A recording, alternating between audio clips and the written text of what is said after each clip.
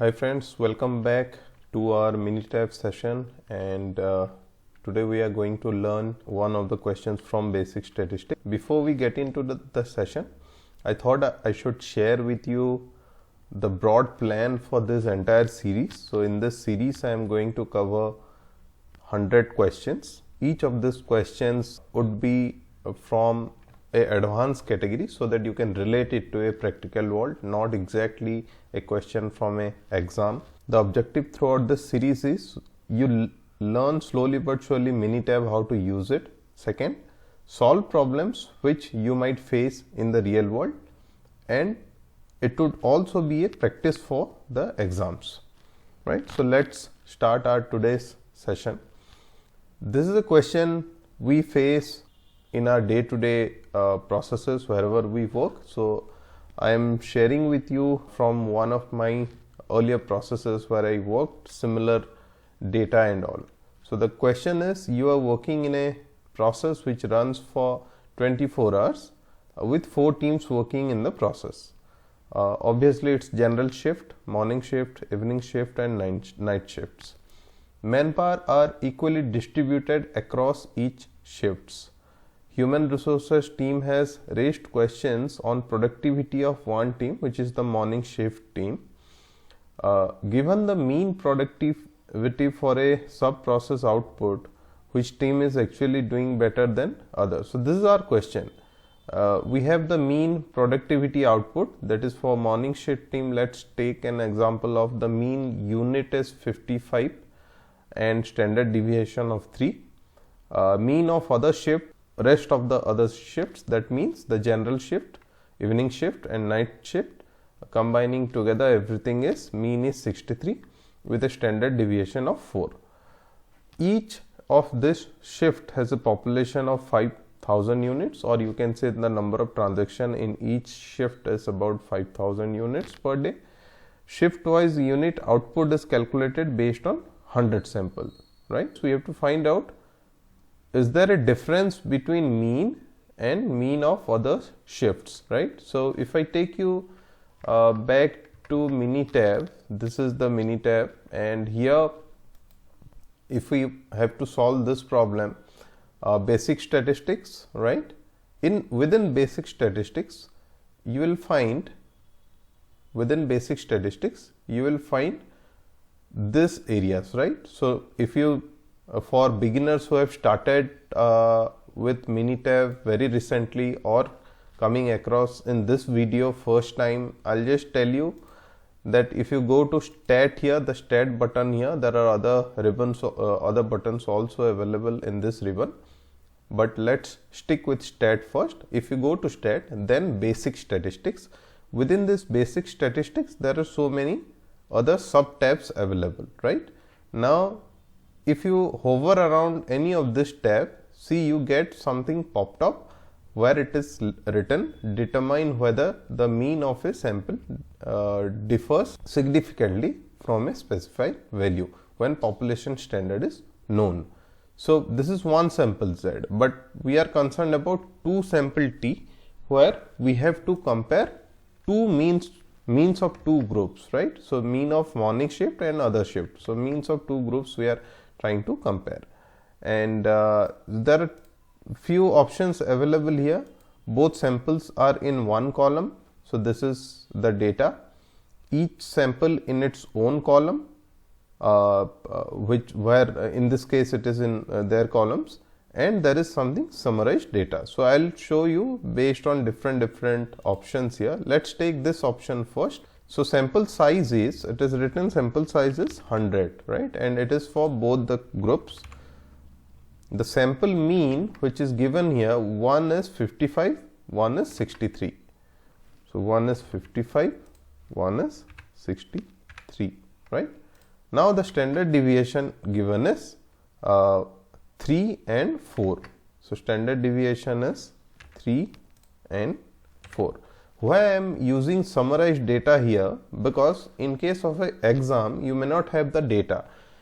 In case of a real world scenario you might have the data like this. So we will have all the scenarios covered here. Now if I go to option, confidence level, I want it 95% confidence. Alternative hypothesis is difference between group 1 and group 2, which is difference between morning shift is not equal to hypothesized difference, which is 0, right? So we are trying to find out whether there is a significant difference or not, right? So our null hypothesis is both are same, right? They don't have anything and we have to reject that. Okay, and then okay. So now don't get overwhelmed by all this sort of output which Minitab is giving. If you go through each and every videos where I am going to share this 100 videos, you will learn Minitab end to end, right? So don't get overwhelmed by all these things. You will learn slowly but surely. For the time being, we will focus on what we are trying to achieve here. So now in this case, the sample 1, 100 mean, the mean is 55 and 63, standard deviation 3 and 4. Now there is something called a standard error of mean here, right? I think in yellow belt also I had shared a example of standard error of mean. It means, or simply you can understand what is the standard deviation of mean, that is the standard error, right? What is the standard deviation of mean?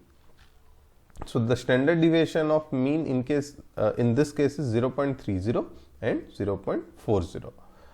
Estimate for differences, the difference is actually -8 and the 95% confidence interval for this difference is -8.986 and -7.014, which actually means that this does not contain 0. That means there is a significant difference. Ideally the p value should be high, right? So we use that quote, p high, null fly.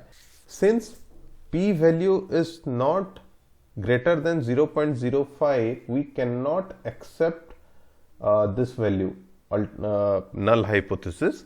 Hence we have to reject the null hypothesis and say that alternate hypothesis is true. That means there is a significant difference between these two groups. So that's how we do it with a summarized data. Now if we go back here and I'll select now, both samples are in its own column. Sample 1 is morning shift and sample 2 is this. Again go to option. Now I can select here graph because we have data. Let's take a box plot here and okay. Now if you see, this gives you a clear picture of what it is exactly, right? So if you see here in this data point, in this 2 shifts, this includes our end-to-end data points, right? And if you click here, you will know box plot. In some other example we can learn what it is, but you can see there is a significant difference between the means of both the groups. If we go back to the session window now, this is what we have calculated. The result is almost same apart from a little difference because I had put round values here and this data would have considered all the decimal places, but still the result is same. There is no change in the result, right? So in this case we cannot say that morning shift 55 mean and mean 63 has any difference, and there significantly there is a significant difference. So the HR is telling the truth. You have to accept that morning shift guys productivity is low, and then you can deep dive why it is low.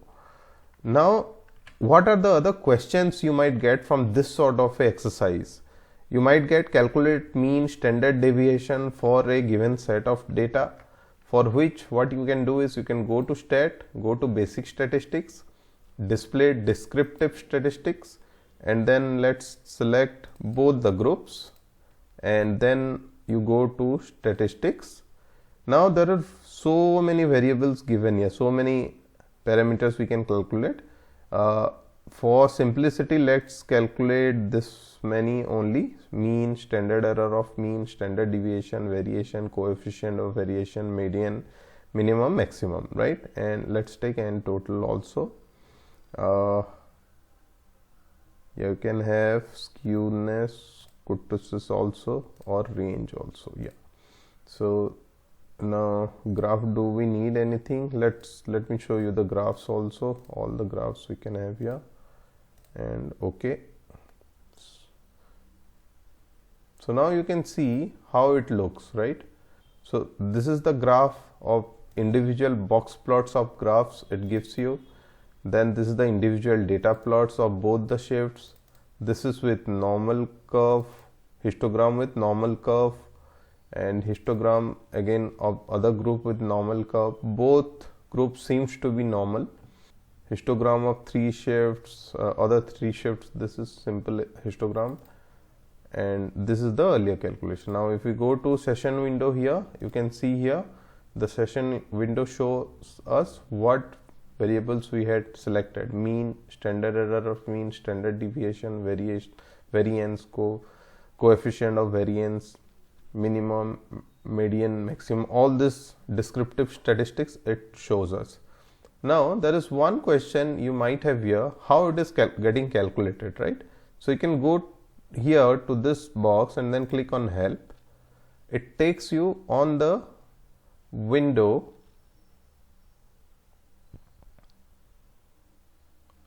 right. So now if you go here on this ribbon, you just click on search for formula, right? Methods and formula, and each and every formula is here. So mean, if you even confused that how it is getting calculated or not, you can come here and check each of this formula.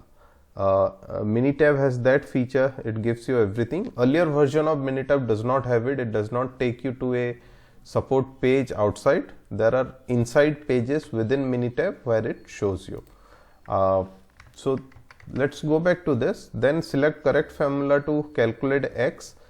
This can be another question. That's why I showed you this window, how you can calculate all these things. Then what is standard error of mean? So if we go back to our this thing, let me find out standard deviation, standard error of mean.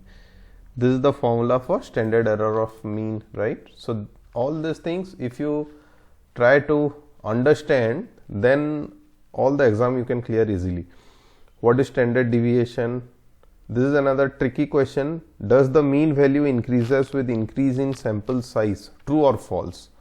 Obviously this is false, but this comes from the standard error of mean. So normally people get confused, since standard error of mean is equal to S, which is our population standard deviation, and N is the total number of observations you have. So it is a tricky question just to confuse you guys, but there is no relation of mean and number of observations, right? It is only standard error of mean, which is indirectly proportional to number of observations you have, right? So these are the type of questions you will get. Now all these questions follow certain assumptions.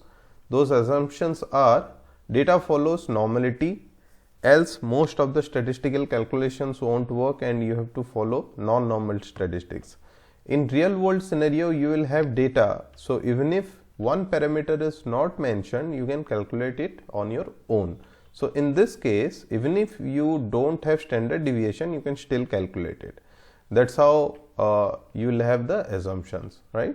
So that's it for today. Thanks for watching, and do share and subscribe to support us. We will come back with next questions next week. Thank you.